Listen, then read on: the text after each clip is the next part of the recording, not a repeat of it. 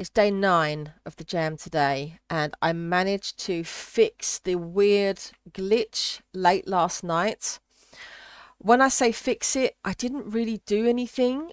I was really at my wit's end. I didn't know what was wrong. I ended up just deleting manually all of the planets that I had that weren't working, and I just duplicated the one that was working, and then it just started working. And I have absolutely no idea why the first ones weren't working.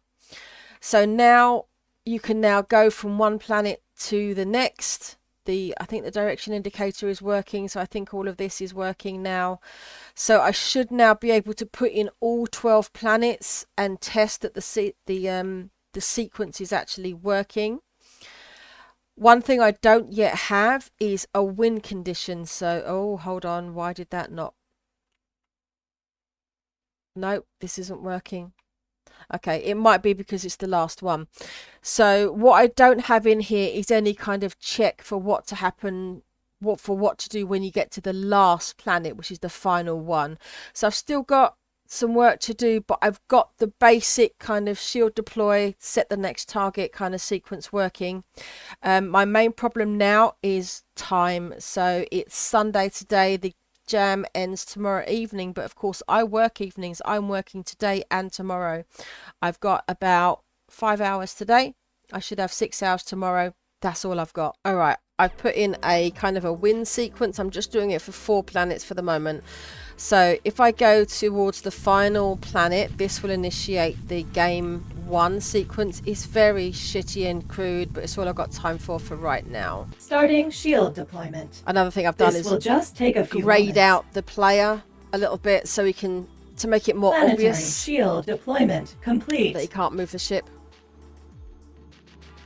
That's it. So what it does is this pops up another panel, so you can either restart the game or go back to the main menu, just as if you had died. So it's a bit shit. It's a bit of an anti-climax after like saving 12 planets.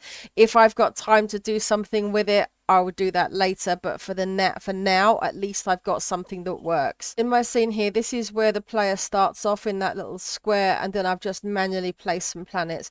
So what I'm going to do now is I'm going to put in the full sequence of 12. Obviously, I need to test all of this, and I'm just going to put them very close together just so I can test it quickly. And that's going to be testing the full sequence, but then I have to kind of build it out properly to kind of get all the timings right, because obviously the further they are away from each other, the longer the game is going to take to play. So I kind of need to adjust that. I'm kind of aiming for around 10 minutes. All right, I'm getting this thing almost done. So I've changed a few things around. One thing I hadn't done was put in any kind of credits, and I kind of do need that.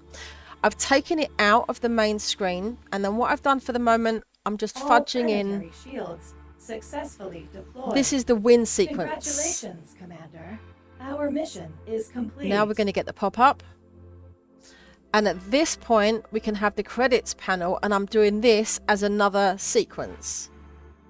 Game created by Caroline Middlebrook. The pronunciation of my name is also terrible. Also known as Rayan. That's even worse. Many awesome assets were used in the game. Links to all at any point, are on the someone could just click main menu and ignore all this. Was Unity 6. So I don't know if anyone will actually Thank you to hear it. GameDev.tv for hosting the jam. If you enjoyed the game, please leave a rating. Constructive feedback is very welcome. See you next year. Maybe. And that's it. So that's my kind of my credits roll. I'm going to leave it like that. You know, a lot of people probably just will ignore it because they're not going to sit through and listen to that. But that's fine. It doesn't really matter. So at this point, what I really need to do is obviously take out winning at the start of the game. And now I need to actually start to space out the planets properly. What I've done at the moment is I've just got all 12 planets in a circle, which has allowed me to kind of like run through them quickly to test the whole sequence.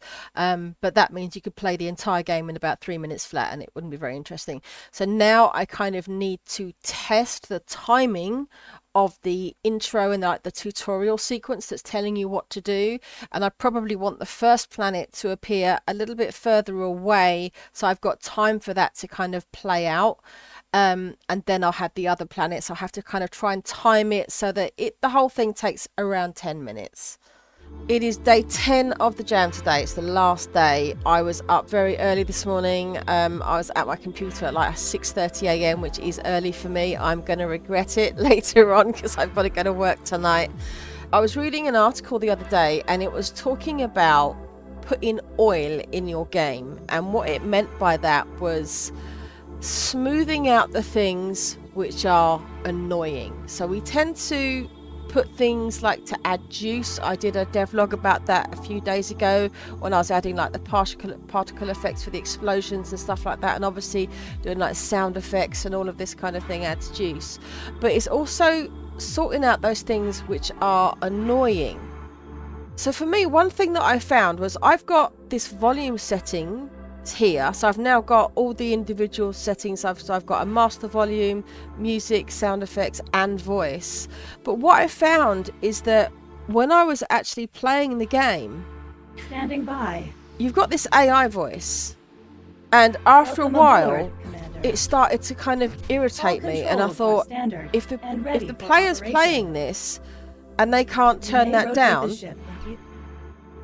that's going to be really annoying. So as you can see, I've now put in a button on the main game where you can access this, and that is one of those things where you can't go back to the main menu from within the game. I don't have like a pause screen or anything like that. I mean, that's maybe something I could implement for my next game, but I thought I've got to at least have a way to access the volume. But this turned out to be a major pain in the arse, because basically these are two different scenes, and yeah, I had to rework my whole audio system, which was really annoying. But I'm at the stage now where I need to sort of sort out the things which were annoying me. So there's two things that I noticed when playtesting yesterday. So when I was first testing out the game, you know, I'd play it for like a couple of minutes, you know, blast a few asteroids and all was fine. The problem is now that I've got 12 planets, that makes it a lot longer, and I've got two issues with that. So first of all, as you can see, this, if I just turn that voice back on, Once our shields are gone, she's still there is waffling no on backup system. for quite a while. I think my intro sequence is far too long, and the problem is that I want the intro to play out before the player reaches the first planet, or at least tell them what they need to do before they get there. Otherwise they're not going to know what they're doing. But if it takes like 3 or 4 minutes to get to that first planet and there's 12 of them, they're going to think, I'll sod that, I'm not going to play all of this, and they're just going to quit the game. It needs to be much quicker because it's a game jam game. You know, this has to be designed to be played within about, you know, 10 or 15 minutes. So really I kind of only want about a minute between these planets. In hindsight now, I probably should have only done say 6 and not 12, but it's not. Actually, I could change it probably quite easy. Maybe I should do that. So yeah, so that's one thing. And then also it's the other issue is that if the game is going to be longer, I need to rethink the shields, because again, if you're only playing for a couple of minutes, then having these shields is fine. If it's going to be longer, then either I've got to make the shields much larger so they can take a lot more damage, and the problem then is that if you play it for only a few minutes, it feels a little bit trivial in a way. And it's only as you get towards the end of the planets that you're getting low on shields. I think a better way would be to allow the player to replenish their shields at certain points in the game. So I thought of 2 different ways of doing that. One would be to automatically replenish them when I get to a planet. That would be very easy to implement, very quick, and it'd kind of mean that a planet served as a kind of a checkpoint in a way. Another way would be to have something within the galaxy that you have to shoot to get it, but that involves doing an extra mechanic, and seeing as I've literally got a few hours left of the jam, I don't think that's a good idea.